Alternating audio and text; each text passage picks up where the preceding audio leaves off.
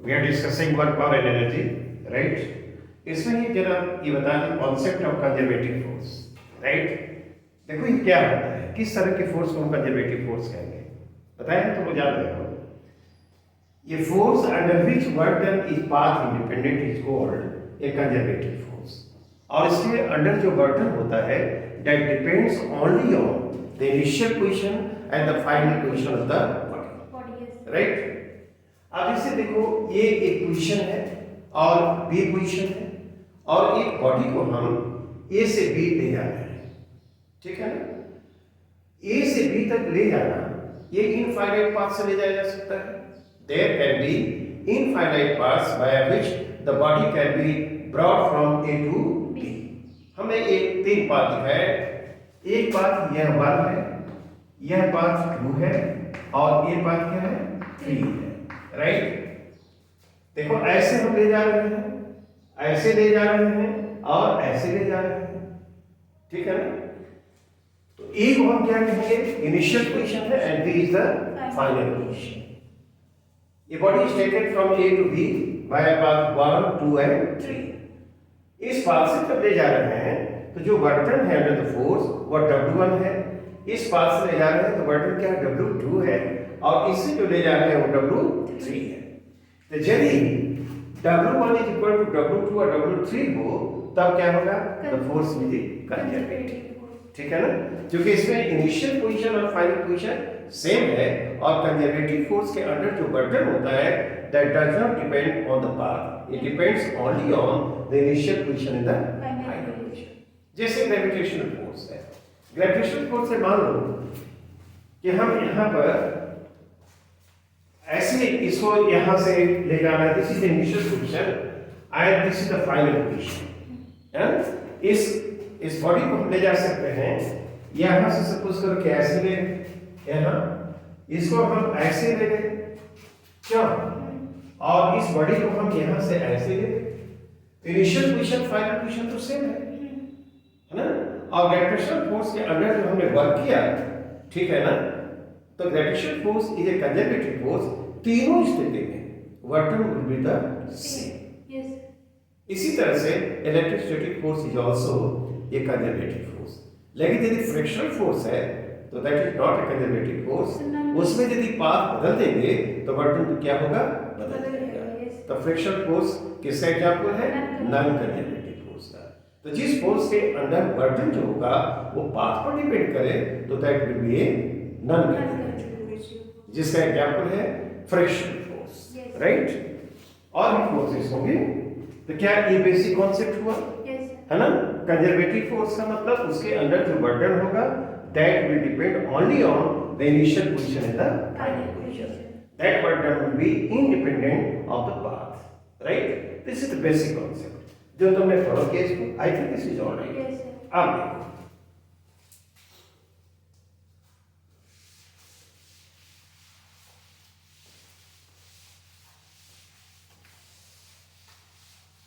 देखो यहाँ एक एग्जांपल से ही समझ लेते हैं, यदि फोर्स कंजर्वेटिव हो, राइट, लग रहा हो, तो उसमें किसी पार्टिकल या बॉडी का जो total energy, mechanical energy, kinetic energy या पोटेंशियल एनर्जी के सम को क्या कहते हैं, मैकेनिकल एनर्जी। मैकेनिकल एनर्जी जो हम कहेंगे, mechanical energy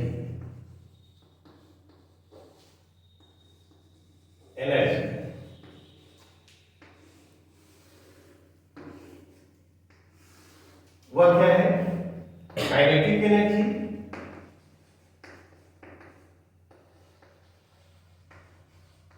plus potential energy.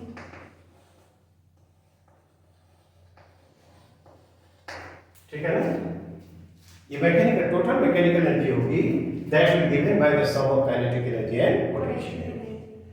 If the force is conservative, if the force is conservative and if some non-conservative force, conservative force is also acting, but work done by it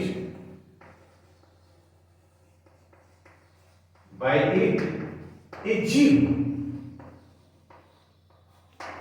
conservative force लग रहा हो तो ठीक है, यदि non conservative force भी लग रहा हो और उसके द्वारा वर्क क्या हो, जीरो हो, ठीक है ना, तो टोटल जो मैकेनिकल एनर्जी रहती है किसी बॉडी किसी सिस्टम की, दैट रिमेन्स अनचेंज्ड, है ना।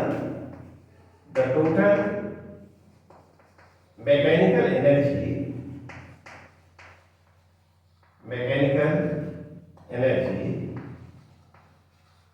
रिमेन्स क्या, रिमेन्स अनचेंज्ड, ठीक है ना। वो क्या होगा, वो चेंज नहीं करता। इसको हम लोग कंजर्वेशन ऑफ मैकेनिकल एनर्जी करते हैं। कंजर्वेटिव फोर्स एक्ट करे, नॉन कंजर्वेटिव भी एक्ट करे, लेकिन नॉन कंजर्वेटिव के द्वारा जो वर्क डन हो क्या हो, जीरो हो, तो वैसी स्थिति में काइनेटिक एनर्जी और पोटेंशियल एनर्जी का जो सम होता है that remains constant, that remains constant. ये कॉन्सेप्ट है, ये तुम लोगों को याद है, राइट। आप यदि मान लो इस सब को यूज करते हुए एक प्रॉब्लम जरा हम बनाते हैं, वेरी सिंपल प्रॉब्लम। सपोज करो यहां पर हम लिखें, ये देखो ये एक स्फीयर है, स्मूथ स्फीयर, ठीक है ना, स्मूथ स्फीयर है और इसका रेडियस क्या है, ये सेंटर हो गया ये, और इसका रेडियस r है, राइट। एक यहां पर कोई स्मॉल ऑब्जेक्ट है और यहां ऐसे इसको सर, ये देखो ये एक हॉरिजॉन्टल सरफेस जिस पर ये प्रेस्ड है, इसको थोड़ी सी वेलोसिटी दी जाती है, वेलोसिटी दी जाती है, ठीक। और ये स्लिप करके ऐसे जाकर ये यहां से इस पॉइंट को, इसको ए कहा जाए और इसको हम बी कहें, तो ये सी पर जाकर ये ऐसे स्ट्राइक करता है लेवल ग्राउंड, ठीक है ना, ये सी पर स्ट्राइक करता है और ये जो डिस्टेंस है वो कितने बना है, 2r है, ठीक है ना। The block is given, the block is given a velocity v, velocity horizontally इसको दे रहे हैं horizontal velocity कहेंगे वो, horizontally, and it strikes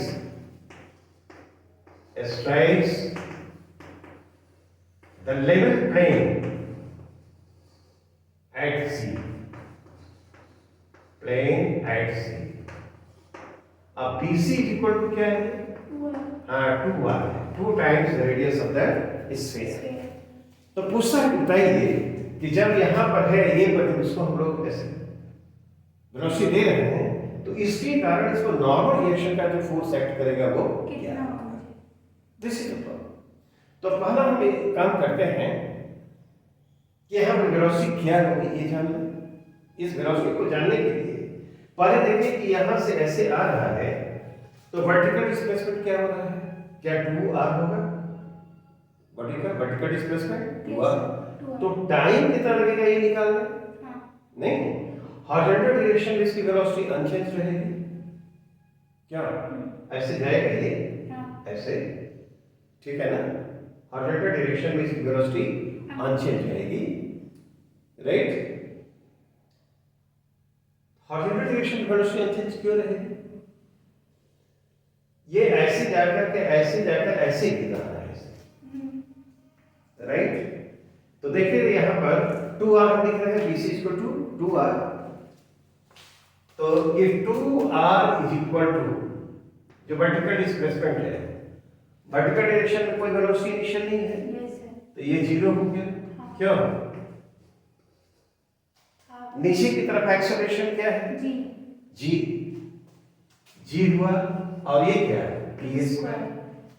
तो t कितने के बराबर आएगा, ये 4r/g, क्यों, तो t क्या आना चाहिए, 2 रूट ओवर आर बाई जी। क्यों ऐसा होना चाहिए। इस ब्लॉक को यहाँ पहुंचने में जो टाइम लगेगा वह 2 रूट ओवर क्या होना चाहिए आर बाई जी। क्या ये होना चाहिए? आप देखो तो ये जो हॉरिजॉन्टल डिस्प्लेसमेंट इसका वो कितने बराबर है 2r है। 2r जो आएगा हॉरिजॉन्टल डायरेक्शन में इसकी वेलोसिटी कितनी है v। तो v i तो क्या होना चाहिए t। तो v और t क्या है 2 root over r by g।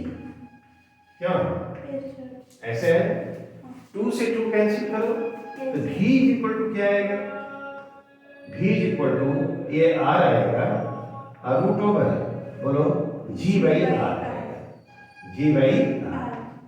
नहीं r को रूट के भीतर ले जाओ तो this will be equal to root g। ठीक है ना। ये जो हॉरिजॉन्टल वेलोसिटीज को दिए हैं that should be equal to root g root g r को। अब यहां पर देखें यहां पर कौन कौन फोर्स एक्ट कर रहा है mg नीचे एक्ट कर रहा है। नॉर्मल रिएक्शन का फोर्स क्या होगा ऊपर एक्ट करेगा इस पर है। तो जब वेलोसिटी भी है तो सेंटर की तरफ जो फोर्स लगेगा centripetal force that should be equal to mg minus n। Difference of mg and n will provide a centripetal force। ठीक है ना। तब यहां पर हम क्या कर सकते हैं यहां पर लिख सकते हैं mg minus n I is equal to mv square by r। ठीक है। तो तुम m by r लिखो अब v स्क्वायर कितना है g r है स्क्वायर करोगे तो r से r कैंसिल करो तो m जो आएगा क्या 0 आएगा नहीं। इसका मतलब कि यहाँ पर जब इसको हमने प्रोजेक्ट किया है यहाँ से फेंका है तो एक नॉर्मल रिएक्शन का फोर्स एक्ट कर रहा है that is equal to 0। I think this is alright. ठीक है ना। अच्छा इसी प्रॉब्लम को थोड़ा सा चेंज करके दैट इज वेरी कॉमन उसको देखते हैं कि कैसे होता है।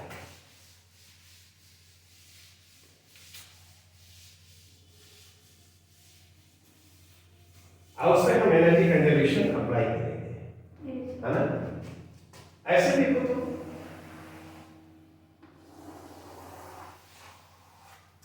स्फीयर है और यहां पर एक ब्लॉक है ये स्मूथ स्फीयर है ये इसका सेंटर है रेडियस क्या है r। इसको जेंटली पुश किया जाता है ठीक है ना।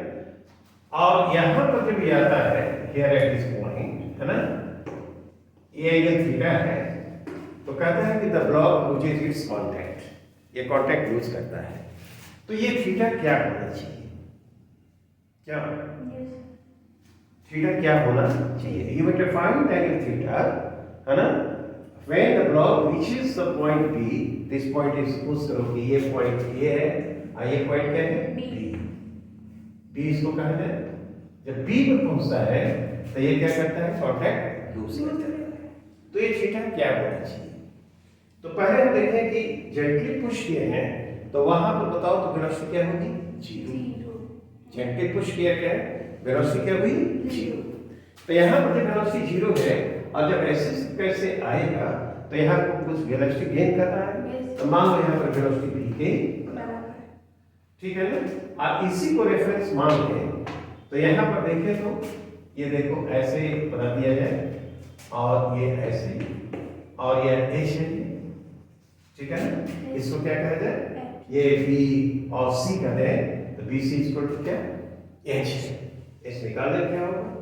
तो यहाँ पर जब पहुंचेगा तो हम देखें कि इसकी वेलोसिटी क्या होगी इसके लिए हम कंजर्वेशन लगाए मैकेनिकल एनर्जी कंजर्वेशन प्रिंसिपल।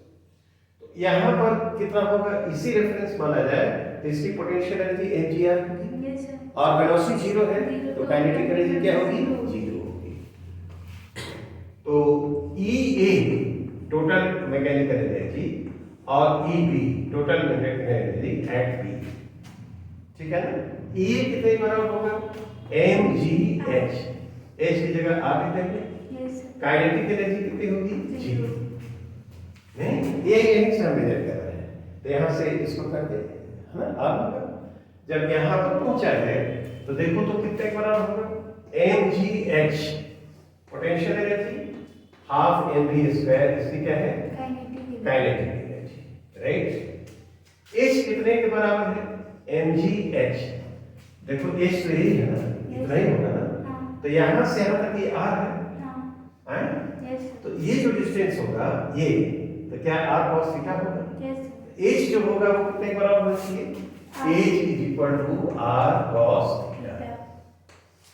जो ट्रिग्नोमेट्री है फिगर की, उससे जो h हुआ r cos थीटा, तो ये r cos थीटा लिख दिया आपका, plus half mv square. I think this is alright, ठीक है कि नहीं। अच्छा अभी काम करो, इस टर्म को इधर ला दो, mg r को बाहर कर सकते हैं, और 1 माइनस cos थीटा होगा, and this should be equal to half mv square. Is it all right? Yes.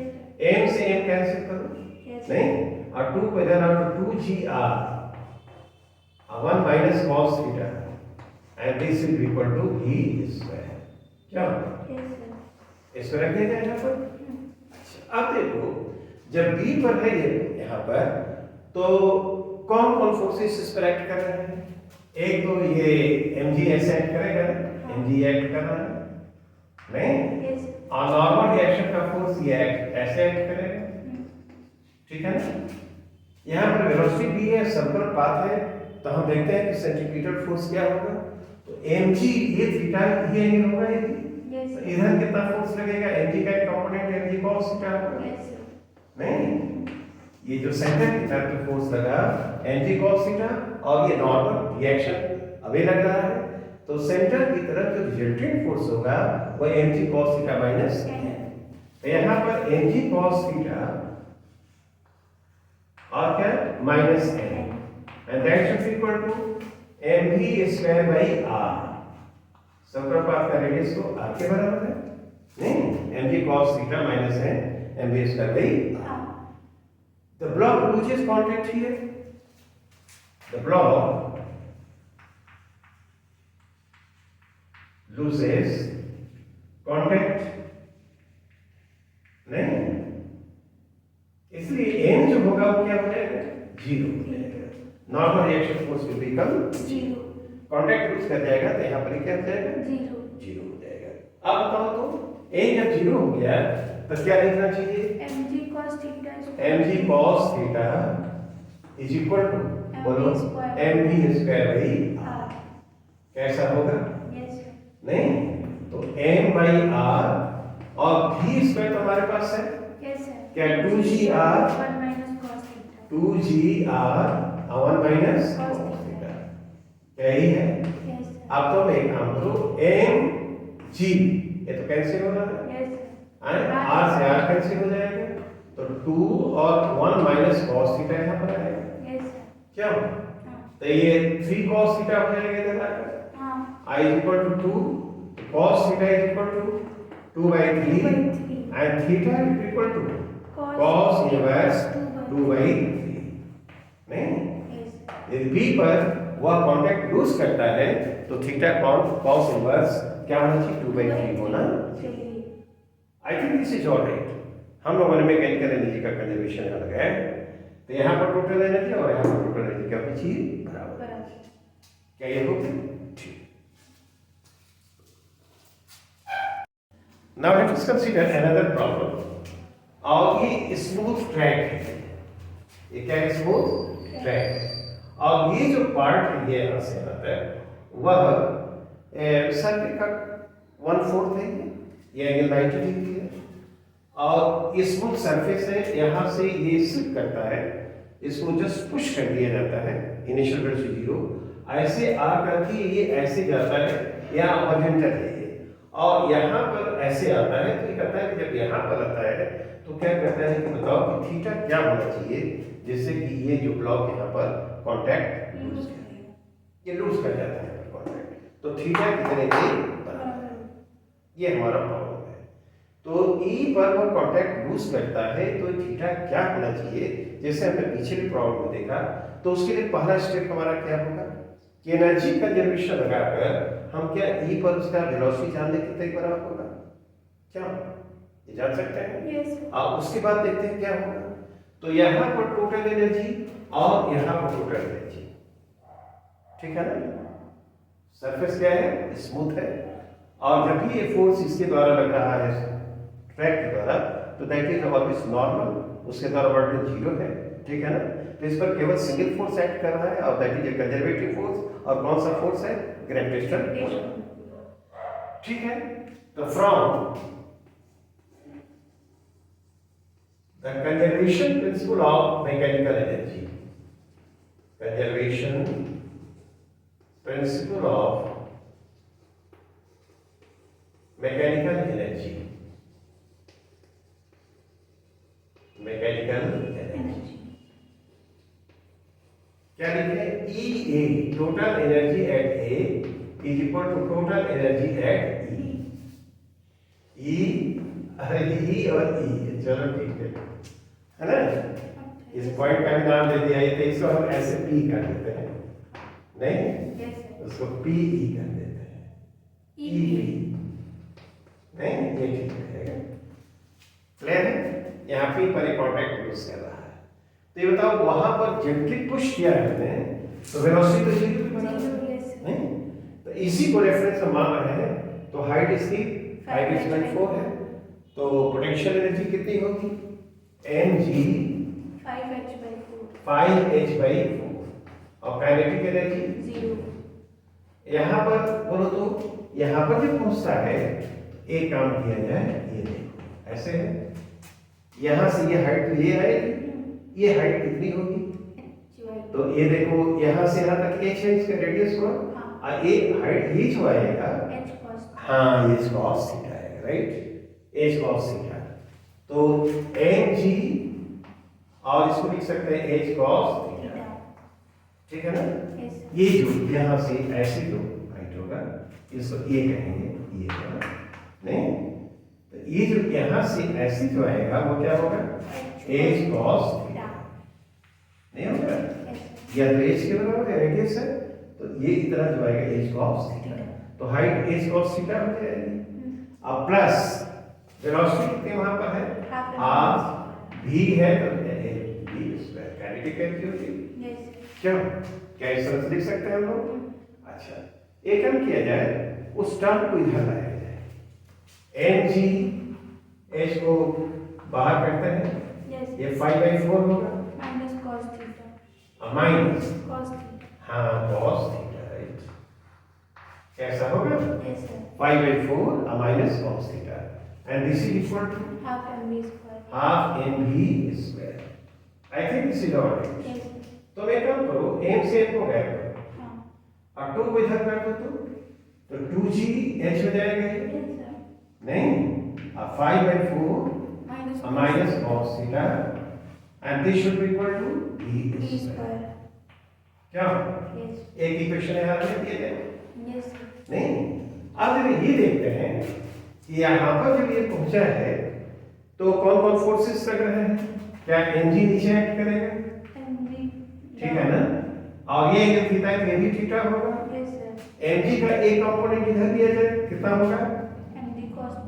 mg cos theta, कैसे आएगा? और नॉर्मल रिएक्शन का फोर्स ऐसे होगा, तो सेंटर की तरफ जो फोर्स ये से होगा, सेंटर की तरफ फोर्स कितना लगेगा? mg cos theta, mg cos theta और minus n, and this should be equal to mv square by r। r की जगह क्या है? h, है नहीं? ये जो सर्कुलर पार्ट है उसका जो रेडियस है h है। Here the block loses contact, here n क्या हो जाएगा? 0। क्यों? कि वहां पर कांटेक्ट लूज कर रहा है, तो mg cos थीटा लिखना होगा, तो क्या लिखोगे? mv square m by h, और ये क्या है? v स्क्वायर है। तो अब यहाँ पर एक काम किया जाए कि वो v स्क्वायर तो हमने निकाल कर रखा है, और यहाँ पर रखते हैं, रख कर देखते हैं क्या होता है। v स्क्वायर ही है ना? ठीक है। तो mg cos theta, mg, m को यहाँ पर कैंसिल कर सकते हैं, ठीक है ना? और यहाँ पर h को इधर आ जाता है, तो ये क्या हो जाएगा gh cos theta gh cos theta is equal to क्या v square v स्क्वायर है। तो v स्क्वायर ये भी है, v स्क्वायर ये भी है, yes ये दो को इसको इक्वेट कर देते हैं नहीं, yes तो ये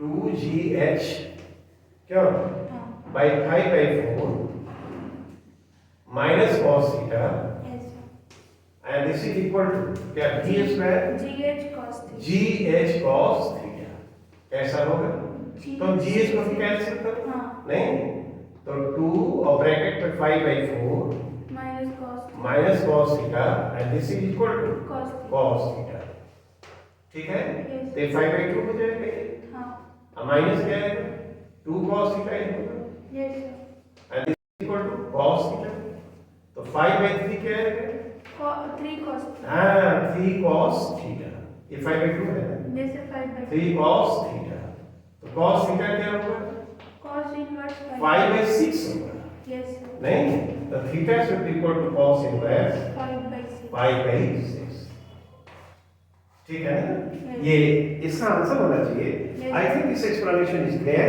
Yes. नहीं, थीटा cos इनवर्स 5/6 होगा, तो the block will lose contact at that point. yes sir is explanation clear? Yes. हम इस सब में conservation of mechanical energy use किया। That's all for today, thank you. thank you sir